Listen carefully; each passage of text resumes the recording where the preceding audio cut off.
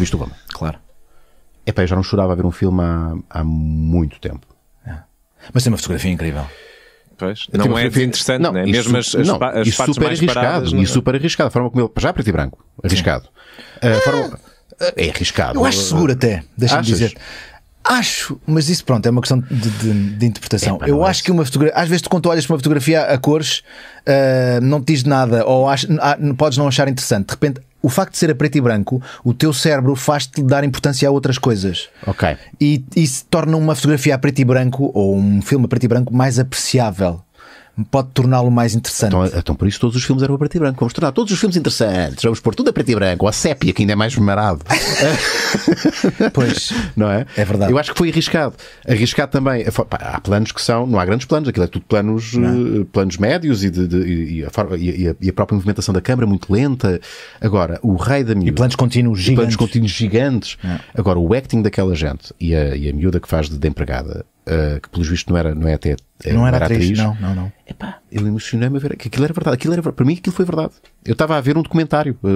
Aquilo foi verdade para mim. Eu chorei a ver a partida do filme. E ainda bem, porque é sinal que me tocou. A arte é isto. Mas isso mais facilmente acontece com atores que tu não conheces de lado nenhum, não é? Sim, porque estás com a folha em branco. Preconceitos.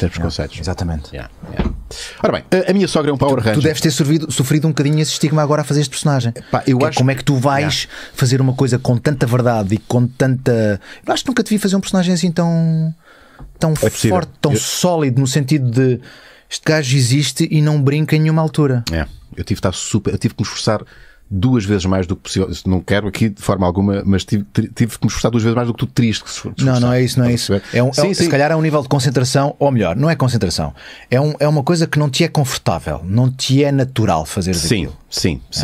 E enquanto que noutros papéis, se calhar um bocadinho mais divertidos, mais leves, mais soltinhos, posso soltar uma ruinizada. Improvisas. Exato. E sai-te mais... Sai uma unazada. Exatamente. Eu não podia em nenhum momento ter ali um rasgozinho de ruínas. Exato. Nem às vezes entre takes brincar um bocadinho, ação, e não estavas lá. Sempre. É por isso que a malta, estás sempre com cara de mau. Eu não há outra forma de fazer aquilo. Senão não estavas concentrado, não estavas lá. Saí-te ao lado. E durante grande parte da novela, a malta, eu ouvia comentários, porque eu estou atento, não é, que as pessoas escrevem, e malta a dizer que não, o Unas a fazer de mau, e o Unas é tão mau que tu és. Agora, quando as coisas começaram a aquecer, e modéstia à parte, pronto, desculpem aqui está-me a pôr em bicos de pés, acho que as cenas ficaram muito fixas, as cenas comigo e com a Bárbara, e tenho recebido um ótimo feedback. A malta já percebeu, ele está a fazer isto em verdade, isto aqui aconteceu. Eu gostei da tua... Não quer dizer, mas vou dizer máscara. Sim, não, mas é isso. Porque não vi, acho que não vi uma cena inteira. Mas a tua máscara, aqueles frames que me apareceram, eram todos cirúrgicos. Eu tinha que estar eram verdade. Olha, obrigado, colega. Fixe. A minha sogra é um Power Ranger, não sei se tu sabes. Mas é o nome do nosso patrono. Não é fixe? Olha, outra vez cinema e série. Boas, Lorde e Jorge. Qual o melhor filme e a melhor série que já viste? O que é que estás agora a papar em termos de séries? Em termos de séries agora, sei lá, Little Big Lies.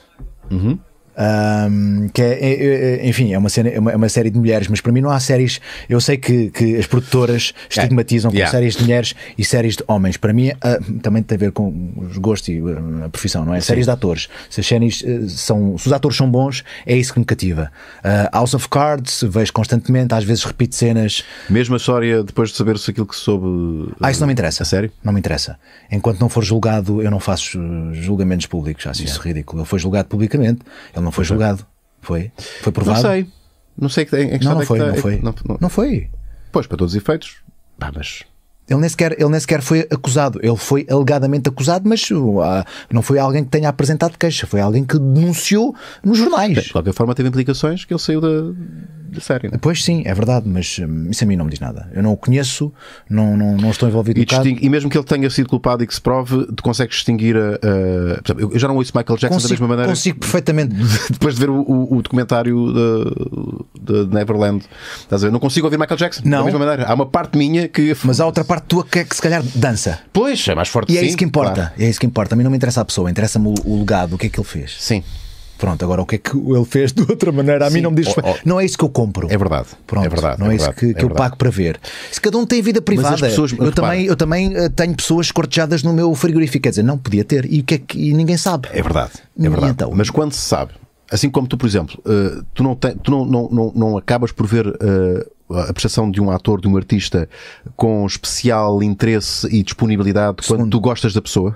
Quando a personalidade, por exemplo, Will Smith. Epá, eu curto Will Smith. Sim. Eu vou ver Will Smith. Epá, este gajo, porque eu gosto da pessoa. O gajo estás a perceber? Príncipe Bel-Air. Exatamente, desde o Príncipe Bel-Air. Mas entendes, quando nós atinamos com... o Carlton, sabes? Ele dançava como um branco. Exatamente. E tu queres dançar como o Will Smith. Exatamente. E danças, e como o Carlton também, se é dançado também, depois é verdade. Mas entre o que eu estou a dizer, às vezes a pessoa também sobrepõe-se ou tem uma importância tão... Não é justo. Devíamos fazer essa diferenciação, não é? Não, mas inconscientemente sempre. Tu vês o Will Smith com um sorriso nos lábios. Mesmo que o gajo seja um grande canastrão, tem que saber que não é. Já vês. Mas quando sabes que o gajo é um filho da puta, se calhar já não vais ver aquilo da mesma maneira. Não me aconteceu. Subliminarmente, estás a ver, de uma forma inconsciente. Não me aconteceu. Se calhar se fosse com um ator mediano, isso aconteceria. Agora... Quando são geniais e o gajo é genial. Não consigo. Em relação ao Michael Jackson, por ser com crianças, se calhar faz um bocadinho mais impressão. Mas há sempre um outro lado da história. Eu não estou a ilibá-lo, nem ele, nem ninguém que faz coisas ilegais. Mas há sempre ele não é o único culpado no meio disto tudo. Nunca há só um culpado. E normalmente tende-se a crucificar só uma pessoa. Tal como Einstein, o Michael Jackson. Então os pais dessas crianças não eram culpadas também? Viste o documentário? Vi. Não consegues apontar dedo aos pais da criança? E eles em certa medida até assumem e culpabilizam-se. Porque é que eu não fui capaz de ver isto? Porque é que eu não sequer... Não é? Porque aquilo estava a acontecer, não diante dos olhos. Se calhar o Michael Jackson, se alguém fizesse a pergunta diretamente hoje em dia, porque já não está cá, não pode responder, se calhar também diria: desculpem, eu também não sei como é que fui capaz de fazer isto. Sim. Quem é mais culpado no meio disto tudo? É quem praticou o ato certo, mas claro. Quem o viu todos os dias? E os produtores do Michael Jackson que estavam lá e sabiam o que acontecia e fechavam as portas. E foram coniventes. Os empregados que trabalhavam lá que foram coniventes. E as Gwyneth Paltrow desta vida que andaram a agradecer ao Einstein os Oscars que ganharam e agora vêm dizer que ele fazia isto e aquilo. Há sempre outro lado. Certo. Só se crucifica sempre uma pessoa. Por isso, isto só para terminando, só para voltar à conversa, de que eu quando estou a ver, e estamos a falar de... É arte, não é? É a sétima arte. A mim interessa-me o que estou a ver, aquela hora e meia de filme. E o que é que estás a sentir, não é? E é isso que eu idolatro. Eu não quero saber da vida pessoal daquela pessoa. Não... Claro, eu concordo contigo. A não ser que ou seja, involuntariamente, tu fazes um juízo de valor. Entendes? Porque isso passa... Eu não consigo... Há uma parte minha, eu sei que este gajo é um filho da puta. Eu não consigo... perturba o meu processo de... Enquanto espectador, estás a ver, de desfrutar da obra. Pois, mas era a vida pessoal dele. Sim, que não se me disseres que ele, enquanto estava a cantar, estava a fazer qualquer coisa, se me disseres que enquanto... É isso, se calhar eu consigo... Alguém sofreu enquanto ele estava a dizer uma deixa. Sim. Eu aí consigo perceber. Agora, era a vida pessoal deles. Eu não estou a dizer que é intocável, não é isso que eu estou a dizer. Eu estou a dizer é que não me diz respeito. Diz respeito pela investigação, a polícia, ao sistema judicial. Eles é que têm que julgar e essas pessoas têm que responder particularmente por isso. Agora, a profissão deles... não vou dizer imaculada, mas eles têm muito mérito na sua vida profissional. Indiscutivelmente. O Michael Jackson, já que estamos a falar do homem, ele será sempre o rei da pop e influenciou toda uma geração, e a música que hoje fazemos só a fazemos hoje porque houve alguém que seguiu a dada altura as pisadas dele e foi por caminhos que ele tinha explorado. Claro.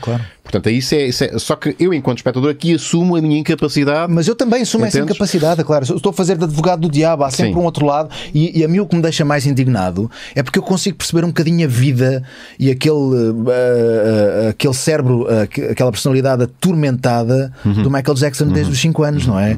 Desde os Jackson 5. Sim, não teve infância.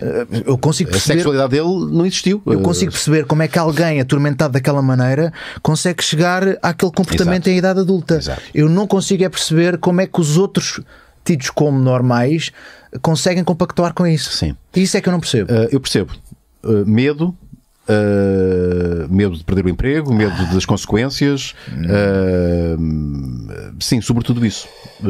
Conforto, medo de perder o conforto. Estás a ver? É muito confortável. Não vou aqui mexer nisto porque eu estou meio assim, não é?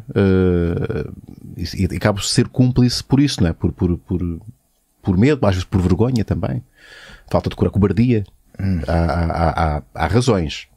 Há razões. Nós há bocado na conversa dizíamos que estávamos a falar sobre aburguesar, não é? Sim. Nos aburguesamos às vezes um bocadinho, mesmo na nossa profissão, ou não é na nossa profissão, estamos a falar na vida. E há algumas coisas, há alguns pilares que não o deves fazer, como injustiça no trabalho, como alguém ser rebaixado à tua frente e tu, por medo de perder o trabalho, ou calas-te, ou alguma injustiça nas condições. Eu sou aquele tipo de ator ainda, que não quer dizer inocente, porque eu não faço inocentemente, que diz abertamente a algumas pessoas, não a todas, porque algumas também se aproveitam disso, qual é o meu salário, quantas horas é que eu estou a reivindicar, se tenho direito a motorista ou não tenho a motorista, se estou de acordo com gravar não sei quantas cenas por dia, e gosto muito de falar, trabalhar ao sábado, trabalhar ao domingo, agora é institucional quase. Mas eu gosto muito há coisas que eu não passo por cima. Mas olha, ainda que estás a falar nisto, e já agora, já que estamos aqui por uma imensa população que nos está a assistir, nós fazemos parte de uma classe, a classe dos atores, se me permites aqui... Não existe. Não existe. Nós não temos capacidade. Ao contrário, por exemplo, Espanha, basta irmos aqui ao lado, nós somos... A malta não tem noção. Mas isso tem a ver com uma questão... A malta não tem noção de como esta classe é desrespeitada. Não temos os mesmos direitos que outros profissionais, mesmo no entretenimento. Não. Temos benefícios. Como se esses benefícios... justificassem a ausência de alguns direitos. Sim. Eu acho que é isso que está aqui em causa. Sim. Mas pois, o que acontece aqui é uma relação de forças, não é? Nós não temos os benefícios ou os direitos que devíamos ter, porque há uma relação de forças ainda alguém te contrata, e aqui vem o meu lado. De pé, ó vítimas da fome. Mas tem a ver com esta cultura que muito se fala ainda sobre utopia, sobre faz sentido falar de esquerda ou falar de direita. É claro que faz, porque tu continuas a ter um patrão e um empregado, tu continuas a ter alguém que te contrata, tu continuas a ter alguém para quem tu trabalhas e que te tornas assalariado, e isso implica determinadas condições de trabalho. Se tens de trabalhar 12, tens de trabalhar 5, se ganhas... Se descansas, não descansas. Se descansas, não descansas, não é? E isto é tudo uma relação, é uma negociação que tu fazes. Sim. Negociação. Mas é uma relação de forças, é uma negociação. E às vezes há um lado que tem mais força do que outro, quando não devia ser, não é? Uma negociação tem que ser uma coisa justa. Em que ambas as partes se estejam confortáveis. Mas que seja justo para as duas partes. Não é?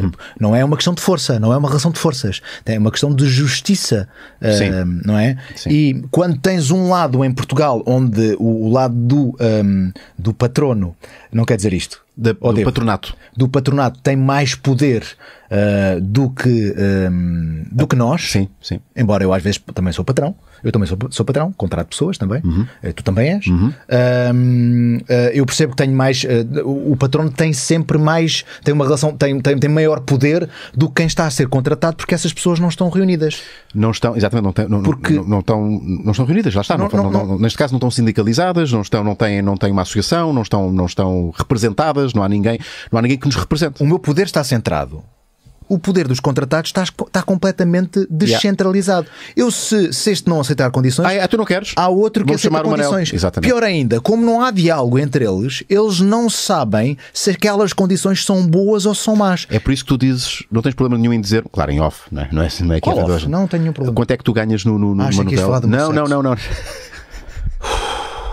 Ainda és, não és? Ou já fizeste óperas? Ainda és? Ou já não? Bom, é por isso que não tens problemas porque entre nós há muito essa cena. Não dizer quanto é que ganhamos. Não, porque acho que as pessoas devem falar disso. Obviamente que com algo, não é publicar na internet quanto é que ganham. Claro. Não é isso que eu estou a dizer. Devem falar, devem se juntar, devem comunicar. Eu já não vou para a questão utópica de não haver classe, de fazermos uma reunião, como às vezes acontece de tempos a tempos, o Sindicato dos Atores, às vezes através da Patrícia Vasconcelos, através de alguns realizadores que se juntam, alguns indignados às vezes com as questões dos subsídios teatrais que todos em cada legislatura acontece ou através da DG Artes o subsídio não é entregue, enfim. Pontualmente há reuniões, as pessoas tentam resolver qualquer coisa, todas juntas. Eu já não vou por aí, mas pelo menos que falem no seu local de trabalho para terem noção de quais são as condições que podem e devem exigir. E esta pequena relaçãozinha que nós pelo menos devíamos ter uns com os outros. Que não temos. O empoderamento, não é? Não, mas sabes, sim, mas é que eu acho que a nossa classe não percebeu que nós estamos numa situação em que há atores a receberem tipo 3 vezes mais. Ou mais? Ou mais? Ui, não. Eu vou dizer 10 vezes mais. Especula-se, não é? Um a receber... Não, eu não gosto de especular. Um a receber 10 mil e outra pessoa a receber 1000. Sim, pronto. Isso acontece. Na mesma novela. Sim, claramente. Ok, se calhar 10 mil tem um bocadinho mais protagonismo. Ok. Naturalmente. Mas faz sentido haver uma discrepância tão grande? Quem é que determina isso? Pode fazer, mas a maior parte das vezes o que acontece é que há um aproveitamento por parte de alguém que está a começar e um aproveitamento por outra pessoa por ter muito mediatismo que consegue ir para um patamar especulativo que se calhar não lhe corresponde, e outra pessoa porque não tem poder reivindicativo não tem nenhum. Poder reivindicativo que está numa plataforma completamente... E se calhar não devia ser 10-1, devia se calhar ser 10-4 ou 7-2. Haver ali não ser, não é? A minha questão não é que se equilibrem as coisas, não é que quem esteja a ganhar, a minha questão não é aquela pessoa está a ganhar demasiado. E esta está a ganhar menos. A minha questão é esta pessoa tem direito se calhar até mais ou aqui, segundo as suas condições de trabalho, e esta pessoa segundo as suas condições de trabalho se calhar tem direito aqui ou até nem se calhar nem devia estar contratada. Sim. Pronto, mas isso tem a ver com os desígnios da profissão, os critérios da profissão estarem estipulados e serem públicos, como as postas de tabelas que haviam de antes. Mas que tabelas são essas agora? Ainda há, acho que há tabelas. Estúdios de dobragem, sobretudo. Nas dobragens. Que tem... Aí são os estúdios de locução. Mas na representação não há. Devia ser transversal na rádio, nas locuções. Pois, mas nas novelas achas que pode haver em todo lado, nos metalúrgicos. Mas nos metalúrgicos existem, os carpinteiros existem. Mas eles, na nossa classe não existe. Alguns que são sindicalizados. É o ordenado mínimo, o problema é esse. Exato, não há ordenado, quer dizer, à partida deverá haver acho que qualquer ator... Mas isso é um problema para eles. Mas nós não temos tabela nenhuma de... Não, é puro poder negocial especulativo de relação de forças. Pronto. É isso. Se conheces bem ou não quem te emprega, o número de likes que tens, o número de seguidores que tens nas redes sociais, que vamos ser honestos, é um fator hoje determinante para contratar pessoas. Já é público. Exato, não se esconde. Antes fazia-se uma coisa engraçada que era, não havia esta febre das redes sociais, febre especulativa das redes sociais, mas tínhamos diretores de casting, cinema, televisão, sobretudo, não é? Que faziam os castings sem som, inclusivamente. Só, sem som. Não estás a brincar comigo? Não, isto é quase uma andota também. Estás a brincar comigo? Não, quem que viam o casting sem som. Só pela imagem. E a imagem tem que ser uma imagem que dê o corpo todo, não é? Só para se perceber mais ou menos o que é que nós estamos a falar. Sim, pode ser. Portanto, isso pode acontecer. A sério, não estás a brincar comigo? Não, estou a falar. Isso é piada. Cláudio Rocha. Então, livro e filme favorito? O filme já falámos. Lês livros? Leio pouco, leio muito também pouco. Leio pouco, pá. Leio sobretudo, hoje em dia, estou muito na net a ler. Lês na net? O que é que lês na net? Artigos que me aparecem segundo os meus interesses da hora. Sim, fotografia. Disseste fotografia, não? Não, disse. Fotografia. Por acaso tu curtes fotografia? Bastante, muito. E tu fizeste uma viagem, não sei onde. Por acaso não sei onde é que. Isso é muito fixe. Eu acho que vou aqui. Tu foste sozinho? Não, parecia que estava sozinho. Parecia que estava sozinho. Mas lá está, é a mesma coisa no acting. Parece que é verdade, mas não é. Exato. E é isso que importa, não é? Tens esse interesse. Não interessa se eu magoei animais ou pessoas na viagem. Se calhar atropelaste muito esquilo.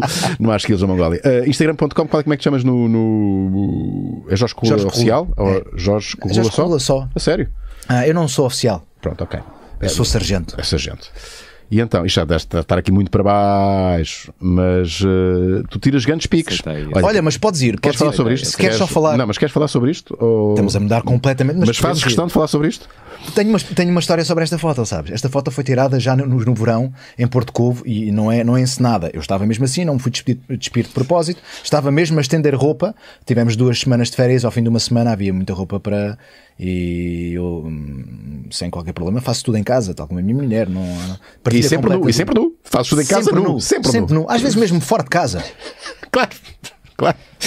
Até me pagam. Bom, e às vezes... às vezes nem pagam, às vezes fazes para às vezes pago eu. E isto foi em Porto Covo. E eu tirei esta fotografia, entre outras, e eu ia publicar esta foto agora quando foi o balanço do ano, não é? Do ano só para tu veres como a minha mente é doentia, eu ia colocar esta fotografia, entre outras também, para chamar a atenção em relação à violência doméstica. Sim. Morreram 35 pessoas, sim, não só mulheres, 35 pessoas, ou pelo menos tinham morrido a meados do mês de dezembro, o balanço eram 35 pessoas. E eu ia colocar esta fotografia para chamar a atenção em relação à violência doméstica. Em relação à violência doméstica, porquê? Porque estou com atividades domésticas. É repuscado? É. Era para chocar? Era. O meu objetivo era chamar a atenção. Obviamente que era, eu também uso esta ferramenta que me fascina do Instagram, em primeiro lugar pela fotografia, depois porque é uma espécie de contas histórias num flash. Yeah. Isso dá-me gozo, gosto disso. É uma pedrada que tu mandas e gostas de ver, gostas de ver as reações da vibração. Sim. O que é que acontece? Acho isso fascinante. Tu então imagino. E portanto eu queria fazer isso, mas por isso é que a Paula está comigo. E ela achou que... Mas foi por acaso este rabo tem muito que se liga, atenção, hein? Porque agora fazendo aquela perguntinha da revista Nova Gente, foi este rabo que te popularizou. Foi este rabo que me fez, que ainda me faz pagar muitas contas. Muitos corações. É verdade. Yeah. A malta não sei se recorda, mas foi este rabo. Aliás, que apareceu. Eu ando a correr atrás deste rabo ainda. Literalmente. Porque tu corres como caraças, também é outra das tuas paixões. É verdade. Literalmente andar a correr atrás do rabo era tipo cão. Só estás às voltas. Não, mas corres para ter um rabo fixe. Não, o que eu quero dizer, mas agora, o que é que eu quero dizer com isto? Falando um bocadinho a sério, brincando com isto, eu sinto que, cada vez menos, mas eu sinto que ando a correr atrás de não ser só um rabo, percebes? Ok. Ainda há esse estigma. Mas pá, não. Eu não sou só um rabo. Não, mas durante muito tempo. Estás-te a rir, mas não deve ter sido fácil para ti. E estou a falar mesmo a sério. Porque eu lembro-me disso. Só estou a gostar. Está a ecoar. Estás a ecoar, estás a ouvir que as pessoas estão a reação das pessoas. Crime do Padre Amaro, 2005. Pá, só se falava do raio do teu rabo, meu. Sim, claro, e da Soraya. E da Soraya, não claro. Só do meu. Mas a Soraya foi a grande revelação, né? Foi a bomba sexual. E também para ela não foi fácil desligar-se desse... Atenção que ela só foi a bomba sexual porque ela tinha um rastilho incrível. Não há nenhuma bomba se não tiver ignição. Até coloquei mais a voz. Não, eu ouvi. Até deixei a coisa ecoar para as pessoas perceberem. E disseste ecoar? Ecoar. Mas para ti não deve ter sido nada fácil, não? Porque tu levavas com isto todos os dias. O rabo do currulo, só falando do rabo do currulo, pá, e tu estavas ali não para mostrar o rabo, também para mostrar o rabo. Também. Na realidade eu não sabia onde é que me estava a meter. Tu sabias que ia ser feita essa cena? Em que o rabo ias ser exposto desta maneira? Eu nunca tinha lido O Crime do Padre Amaro antes de fazer o filme. Quer dizer, antes de fazer o filme li. Antes de ser contratado para fazer o filme. Não tinha lido, confesso. Tinha lido mal e porcamente no secundário Os Maias, tal como toda a gente. Todos nós. Acho que nem o Essa leu Os Maias. O gajo escreveu e cagou. Não quero saber essa merda. Que eu outros leio. Caguei. E eu soube que estavam a fazer casting para isto. E eu estava a fazer teatro, portanto eu já tinha feito televisão, já tinha feito teatro. E de maneira que não era conhecido, não era conhecido. Sim, não eras o Jorge do grande público, do grande público, não era conhecido, mas já tinha, quer dizer, não foi a minha estreia, não era verde, sem dúvida alguma. Acho que trabalhava há 5 anos, profissionalmente trabalhava há 6 anos, estreei-me em 97, estreei-me em 99. Extremamente 99. Portanto, há 6 anos, mas era verde profissionalmente. E fui bater à porta da não foi Patrícia. Foi Patrícia que estava a fazer direção de casting, mas foi na produtora, que era a Utopia. Estou a dizer bem? Era a Utopia, lembras-te ainda? Sim. Também tive esta. Eu estive lá. Do Alexandre Sebrián. Sim. Que entretanto foi uma violência. E fui lá bater à porta e a centralização disse-me que não, isto é tudo com marcação através da Patrícia. E o regador, o Carlos Coelho da Silva, passou no corredor e disse-me: entra, fazes casting no instante. Deve ter custado. Eu estava vestido à porta. Já perdi? Entra. Vais entrar, vais. Não entro eu. E então, tu entraste? E fiz casting e fiquei no filme. Tanto que na altura ainda fiz casting com mais 2 atrizes, pelo menos 2 atrizes, que o realizador estava na dúvida se seria a Soraya, seria uma outra atriz. Ok.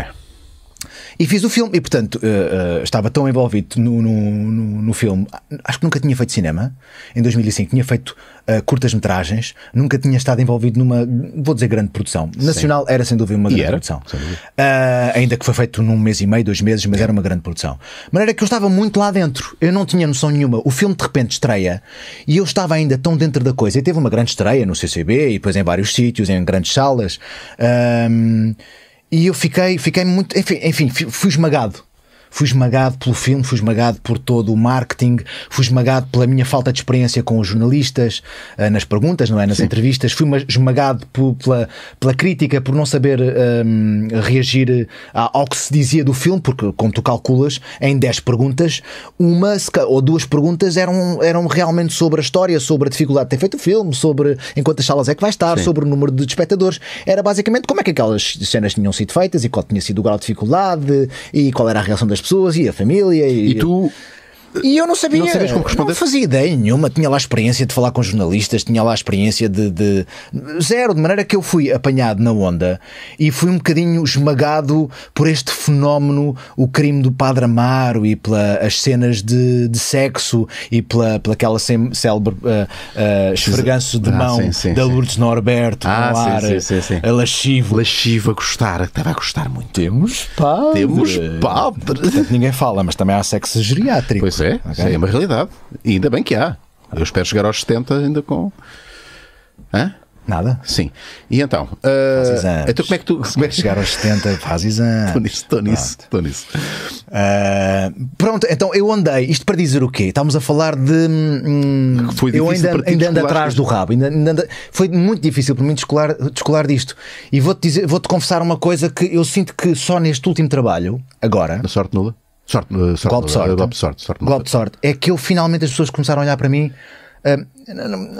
Vou falar de toda a gente, porque havia muitas pessoas que não me conheciam. Se calhar as pessoas mais chegadas, que acompanhavam o meu trabalho, já me consideravam de outra forma. Eu sempre tive no início da minha carreira alguma dificuldade em me considerar ator. É verdade, porque mesmo quando saí da escola de teatro e já quando trabalhava ao fim de alguns anos costumava dizer que sou estudante de teatro. Fazia-me um bocado de confusão. Estás-te a proteger. Não era proteger em primeiro lugar, é porque eu sentia que não tinha o direito de dizer isso. Porque eu cresci ou estreiei-me com atores profissionais dos quais ainda hoje sou amigo e que me disseram para ir para o conservatório, portanto deram-me outras bases, deram-me outras influências, se calhar indicaram-me o caminho, porque não havia esta coisa do estrelato, nem das internets, tu não te tornavas conhecido de uma maneira tão fácil. Havia outras prioridades e hoje as prioridades são outras para alcançar o sucesso. Sim, é verdade, o caminho é outro, ou melhor, só havia um caminho, que era ir estudar, trabalhar. Ou então apareceres no cinema. E esta coisa de aparecer no cinema, digamos que eu dei ali um salto na minha carreira que se calhar não devia ter dado. Percebes o que eu quero dizer? Cedo demais, não estava preparado. E mesmo em termos de ferramentas enquanto ator, não estava preparado para isso. E tanto que eu vejo o crime do Padre Amaro e se calhar... Tens vergonha? Não tenho vergonha. Mas vês ali uma canastrice. Às vezes vejo, sim. Então uma cena com a Soraya onde ela está sentada na cadeira e me diz que está grávida. Isto é novidade para algumas pessoas, porque muitas pessoas não perceberam a história sequer. Sim, me faz mal. Sim. Ela engravidou! Só agora que eu sei disso. Eles não se protegiam. Só agora que eu sei disso. E a tua reação foi muito má, é isso? Foi, porque o realizador pediu-me para eu puxar pela Soraya na cena e eu sinto que me prejudiquei um bocadinho ao tentar puxar por ela. Fui um bocadinho over. Mas isto tem a ver com as nossas faltas de ferramentas.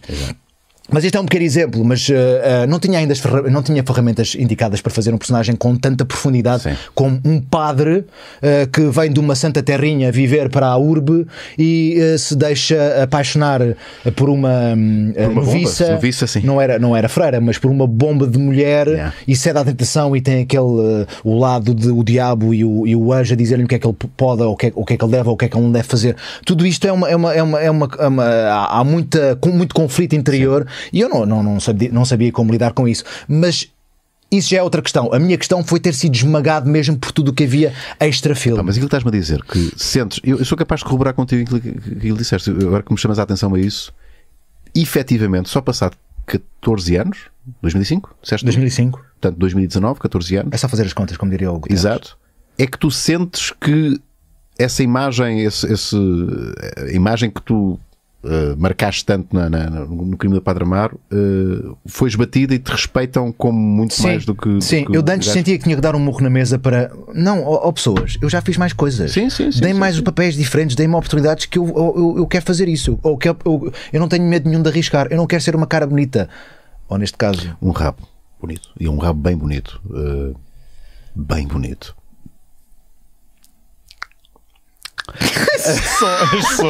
Este som. Sim, eu estava assim. Este som foi maravilhoso. Eu já fiz coisas a olhar para este rabo. Ok. Olha, fico muito feliz. Podes falar sobre o futuro do Golpe de Sorte? Ou não?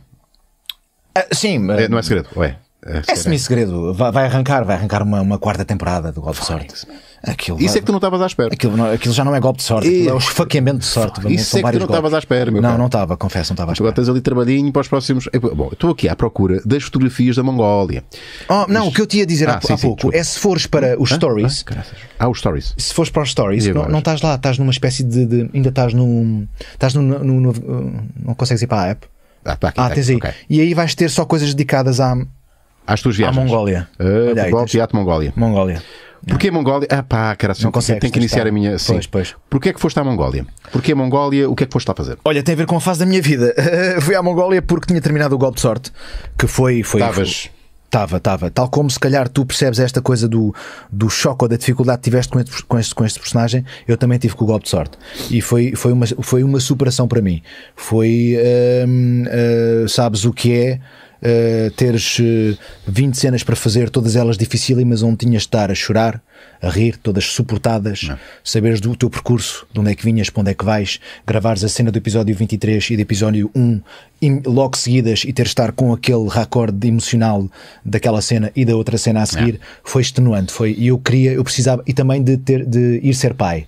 Isto tudo junto, todo este bolo junto, e de gostar muito de viajar sozinho, gostar muito de fazer fotografia. Fui viajar com um gajo que organiza o National Geographic a ver o Fest, que lá está, em Aveiro. Portanto, um gajo que é também fascinado, tem esta sensibilidade para a fotografia. Mongólia, as steppes mongóis, eu diria que, enfim, todos nós, às vezes no National Geographic, temos esse imaginário, ou imaginário norte-americano, porque está no mesmo hemisfério, é a mesma realidade geográfica e também a mesma realidade civilizacional. Estamos a falar dos rednecks e dos mongóis. Eu vi muitas pontes. Há um paralelismo? Em termos culturais. Estás a brincar comigo? Os mongóis têm qualquer coisa a ver com os rednecks americanos? O nível de vida era o mesmo. O facto de terem acampamentos de inverno, acampamentos de verão, de se tornarem, serem populações migratórias, viverem exclusivamente em tendas, de viverem com os animais. O nível de vida é completamente diferente, não é? Não era. É exatamente igual. Era exatamente igual. Eles, só que uns viviam naquelas. São as tendas. Os guerres mongóis são em tudo idênticos aos.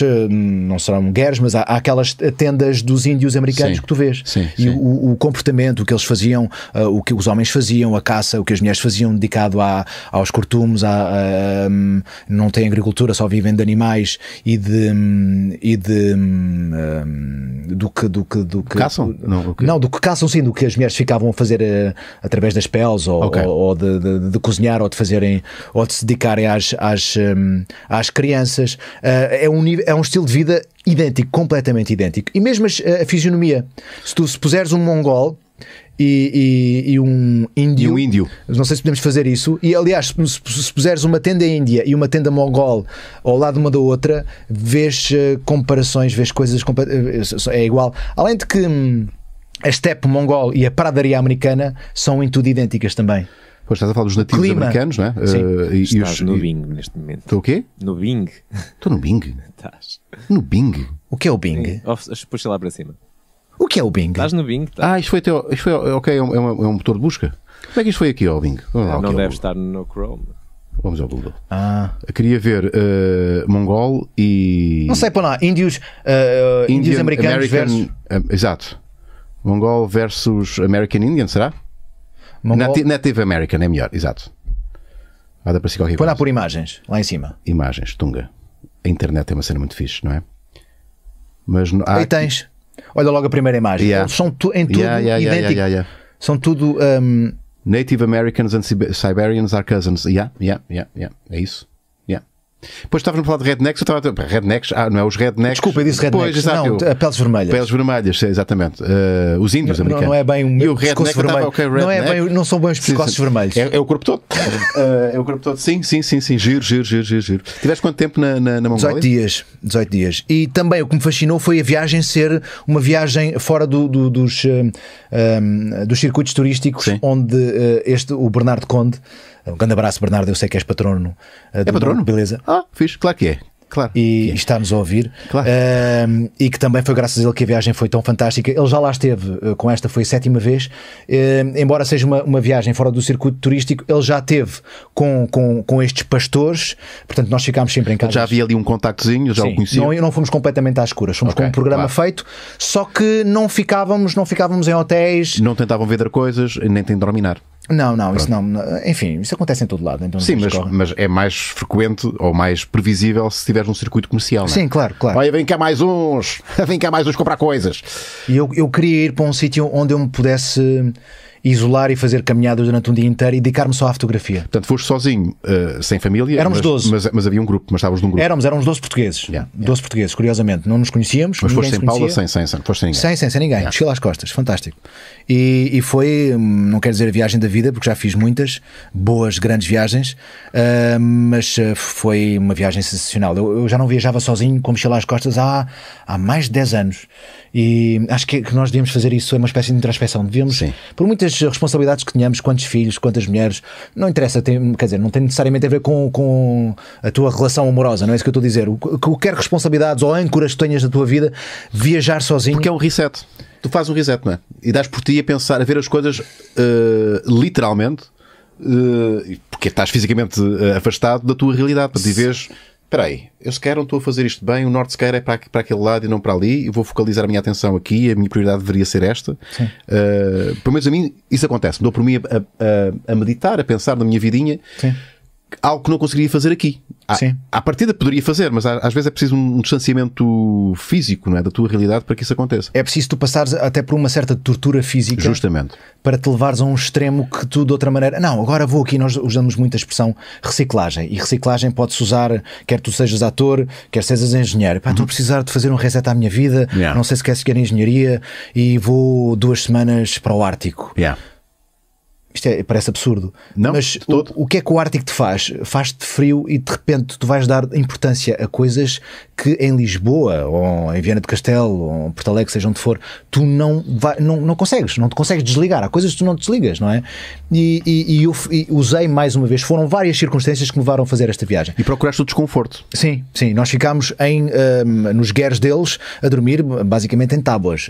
Quer dizer, eu não fui à procura, não temos que espetar um prego no pé. Sim, mas abraçaste esse desconforto. Sim, abracei uma realidade. O desconforto não é a palavra se calhar certa. Abracei uma realidade diferente da minha. Sim. O desconforto no sentido em que não é uma coisa habitual que eu faça. Pronto, vá por aí. Porque não tem que ser uma coisa desconfortável, porque não foi. Mas se o fosse, também é positivo, sabes? Eu fiz coisas desconfortáveis. Sim. Eu subi um vulcão, não posso esquecer. Eu subi um vulcão na Guatemala. Eu vi. E custou-me como caraças. Arrependi-me sempre de até lá chegar acima. Porque é que eu estou a fazer isto? Isto é só estúpido. Porque é que eu estou a fazer isto? Eu vou desistir. Isto é só estúpido. O que é que eu estou a fazer? São 4 horas e meia. Foi a melhor coisa que eu fiz na minha vida. O sentimento de superação e de chegar lá acima, e que nem foi o chegar lá acima, ou seja, foi o chegar lá acima, mas não foi a vista que valeu a pena chegar aqui pela vista. Sim. Foi o facto de ter passado por ter ultrapassado aquela dificuldade. Sim. Ou por exemplo, na Índia, quando tive eu e o Marco, nós fizemos essa viagem, estarmos expostos a uma realidade tão dura, tão diferente da nossa, permite-nos relativizar tudo. E durante um certo período de tempo, porque não é uma questão de ir de fim de semana. Um fim de semana não é preciso tempo. Porque... Senão é só foste só ver as montras. É um escapezito. Não é um reset. Não é experimentar uma realidade diferente. É vivê-la. E nós estivemos a viver com os pastores. Nós comemos com alguma dificuldade. Pronto, lá está a dificuldade. A comida é uma merda.